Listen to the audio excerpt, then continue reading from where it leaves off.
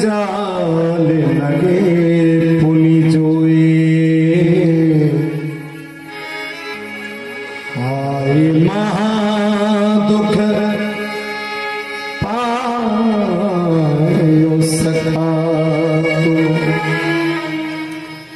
आई ते न किते दिन खोए ऐसे बेहाल बेवाइन सोहर काटक जाल लगे पुनि जोए हाय महादुख पायो सखा आई तेरा गीत दिन खोए देखे सुदामा की भीड़ दशा देखे सुदामा की भीड़ दशा करुणा करिए करुणा निधि रोए पानी पड़ाते को हाथ छुआने ऐने के तल सोपारी होए पानी पड़ाते को हाथ छुआने ऐने के तल सोपारी होए।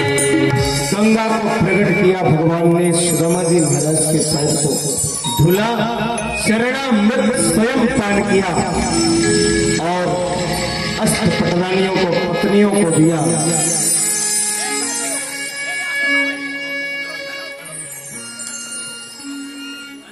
सब लोग सुदामा जी महाराज का जब पूजन हो रहा द्वारिकाधीश कर रहे हैं, चरण बंदन किया है, गंधाक्षत पुष्पमाला से मोतियों की माला से सुसज्जित किया, सुंदर पीतांबरी इत्यादि पहना करके सुदामा जी को भगवान ने कहा कि मित्र अब पुनः सिंहासन पर बैठो, प्रसाद इत्यादि पवा करके और बैठा करके कुशल क्षेम होने लगा। निरपेक्ष शांतम निर्वैरम सामदर्शनम अनुप्रजाम्य हम नित्यम पूये नित्येणोहि।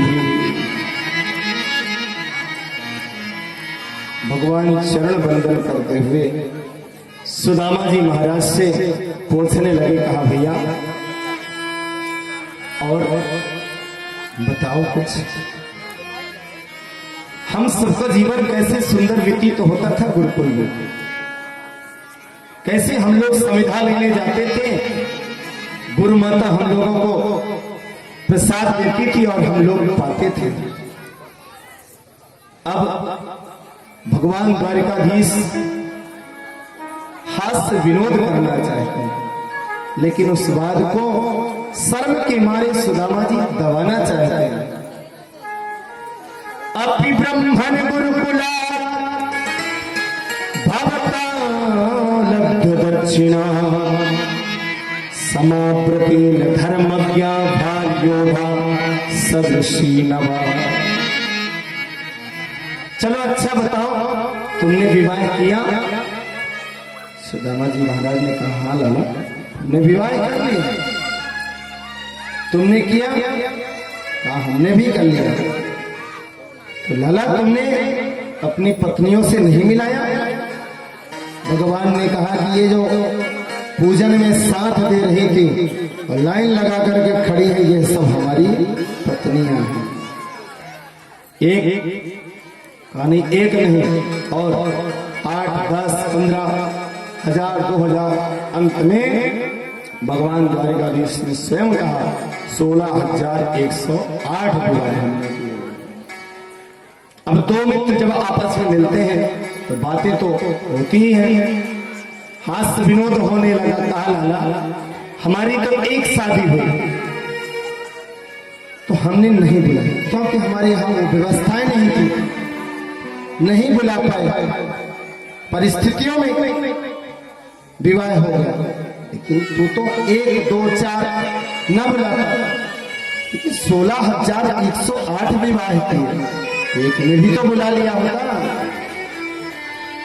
भगवान द्वारिकाधीश ने कहा कि भैया हमारी ऐसी वैसी शादी नहीं हुई है, हमारी शादी तो ऐसे हुई है, पत्र आया और चलो लड़ाई झगड़ा करो, युद्ध करो, मारो कूटो, लेके भागो। ऐसी शादी में क्या निमंत्रण हो भाई? जब कोई डेट निर्धारित हो, तिथि निर्धारित हो कि फलाने फलाने दिन को ऐसा ऐसा कार्य होना है, तो आपको मैं पहले से बुला लेता।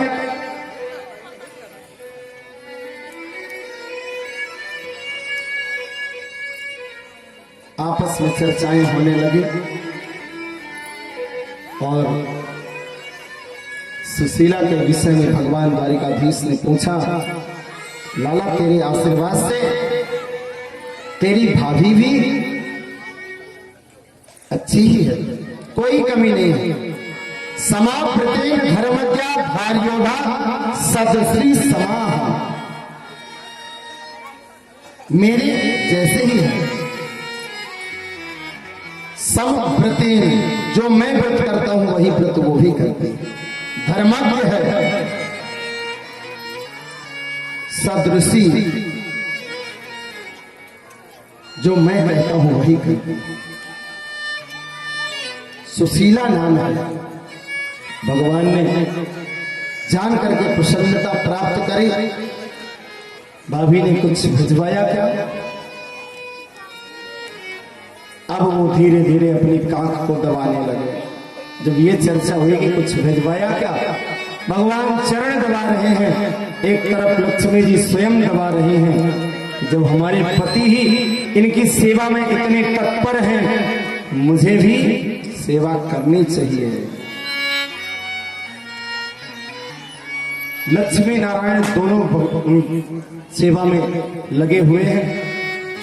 धीरे धीरे पैर दबाते दबाते, पूछते पूछते कुशल क्षेम, जब अंत में कुछ भी नहीं बताया सुदामा जी महाराज और काख को दबा रहे थे, तो भगवान ने कहा, भैया तुम्हारा हाथ भी दर्द कर रहा होगा, हाथ भी दबा दो। हाथ दबाने लगे। जब हाथ दबाने लगे तो सुदामा जी जिस कांख में चावल को दबाए थे उसे और दबाया।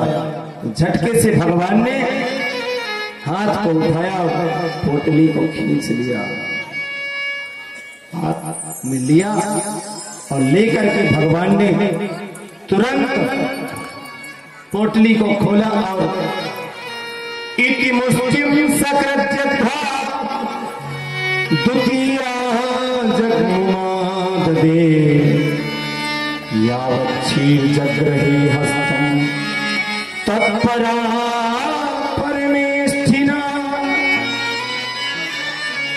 पोटली को खोला और अपने हाथ में लिया और बड़े ध्यान से देखा, और जब देखा तो सुशीला के वो वचन दिखाई दिए और भगवान ने एक मुट्ठी चावल को पान किया और पाने लगे तो लक्ष्मी ने हाथ पकड़ लिया। रुक्मिणी ने कहा, प्रभु सर्वस्व दान कर दोगे क्या? मुझे भी देना चाहते हो? इत मुस्लिम सकट जत्वा द्वितीयम जग मारते। हाथ को पकड़ लिया। भगवान ने कहा, क्यों रस में विष फान दियो मोई खान नदीनो एक और भ्रम का। लक्ष्मी तू मेरे इस रस में विष क्यों डाल रही हो? थोड़ा और भी खा ले। ये तो दिव्य प्रसाद है, ब्राह्मण का महाप्रसाद है। इससे पुनीत प्रसाद और कुछ भी नहीं हो सकता। भगवान ने अदृश्य गति से सुशीला भाभी के सुंदर वचनों को सुना और तुरंत मन ही मन कह दिया, एक माह दो पाक में दो एकादशी हो,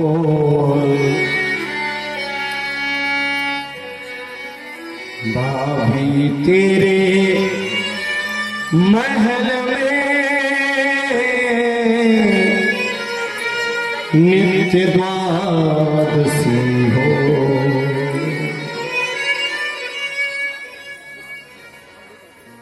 इस बार भगवान ने द्वादशी कहा है, एकादशी सुशीला ने कहा है। द्वादशी का तात्पर्य जैसे द्वादशी में सुंदर पकवान बनते हैं, सभी लोग बनाते हैं और खाते भी हैं, तो सब लोग जानते होंगे कैसी व्यवस्थाएं बनती हैं। एक दिन पहले से लिस्ट जारी हो जाती है, पतियों को पकड़ा दी जाती है। एकादशी का व्रत अविनाश तिवारी की जो कॉमेडी है उसमें आनंद लेना। तो एकादशी की लिस्ट जारी हो गई, भगवान ने सुंदर सब कुछ दान कर दिया। इधर द्वारिका में सुदामा जी का सम्मान हो रहा है, कुशल क्षेम हो रहा है, और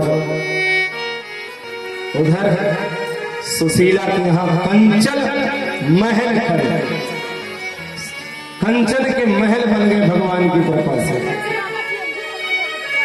बताया कि ये जो चोरी सी भगवान ने जब गैया चराने गए थे गुरुकुल में, और सुदामा ने भगवान के हिस्से का भी जो चना चाल लिया था, वो कोई साधारण चना नहीं था, वो चना महात्माओं के द्वारा श्रापित था। इस चने को जो भी खाएगा वह दरिद्र हो जाए। इस बात को गुरु माता से महात्माओं ने कहा था, और इस बात को केवल सुदामा जी ने सुना था। वो जब चना गुरु माता ने दिया, जब समिधा लेने गए भगवान श्री कृष्ण के साथ सुदामा जी, उस समय सुदामा ने सोचा कि अगर चना को हम दोनों पाते हैं तो मेरा मित्र भी गरीब हो जाएगा, मैं तो हो ही जाऊंगा, इसलिए मैं ही चने को अकेला पा जाऊं ताकि मेरा मित्र गरीब ना हो। ये बड़े उच्च कुल का है, इसे तो अभी राजा बनना है, अनेक लीलाएं करनी है, तो सबका कल्याण करने के लिए आया है, इसे मैं गरीब नहीं होने दूंगा। भगवान ने पूछा भी, बारिश हो रही थी, ठंडी हो रही थी, सुदामा से पूछा, सखा कैसे आपके दांत कटकटा रहे हैं? सुदामा ने कहा कि ठंडी के मारे कटकटा रहे हैं। बहला दिया था।